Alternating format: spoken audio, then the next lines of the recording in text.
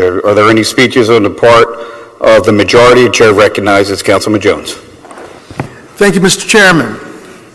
First, let me thank my colleagues, President Clark and Councilman Johnson, for being on the forefront of dealing with the issue of the proliferation of firearms in the city of Philadelphia. They've been on top of their job since I've gotten here with President Clark, and since Councilman Johnson has gotten, they've been putting this in the forefront of the issue. But I rise today to talk about the proposal of House Bill 2258. Once again, a Republican from Harrisburg is telling Philadelphia how to deal with gun violence in our city. In Perry County, where Representative Mark Keller represents, we believe there has only been one murder all year, and my heart goes out. That's one too many murders compared to 208 year to date in Philadelphia. So where do these guns come from? Every gun in the United States starts off as a legal firearm, but can quickly become an illegal one in many ways. Each year, thousands of guns are purchased legally, making their way into hands of criminals, ending up killing, often, Philadelphians. The number of guns manufactured in the United States grew from 2.9 million in 2001 to 5.5 million in 2010, which was the highest volume in the history of this country. Where do these guns come from?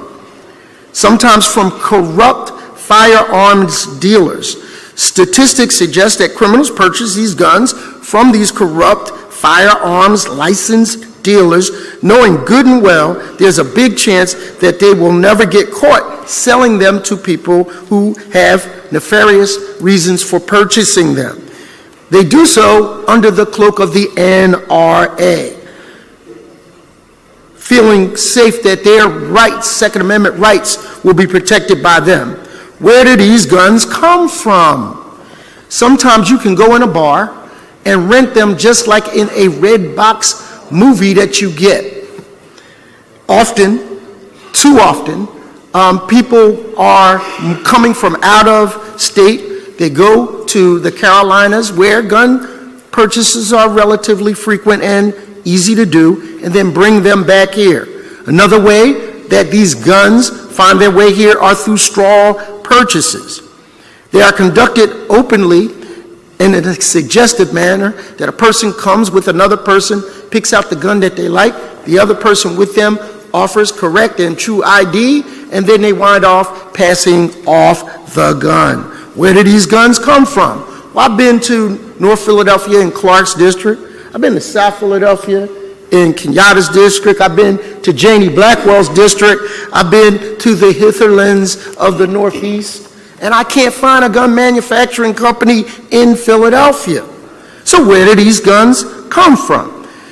They are often trafficked and done so. There are over 400 guns diverted into illegal, 40,000 guns diverted into illegal migration into our city. So where do these guns come from? Well, let me tell you what they're doing when they get here. To date, we've had 266 murders. And that's up by 9% from last year. Each year, on the 7th floor of this building, the evidence room melts down 3,000 guns that have been used in the commission of a crime. Not in Perry County, not where Representative Keller comes from, but in Philadelphia. So I want to say that there have been over 3,447 assaults with a gun this year, thus far. Most recently, 5 people, as my colleague, Councilwoman Blackwell, talked about. We had murder mayhem over the weekend. 14 people wounded, 2 police officers shot in the span of 48 hours. I watched a movie, a Clint Eastwood movie over the weekend. Only 7 people got shot in the whole movie.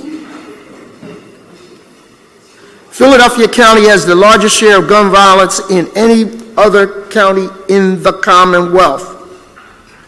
So, this is not survival of the fittest. I do support Second Amendment rights, but Perry County ain't Philly County.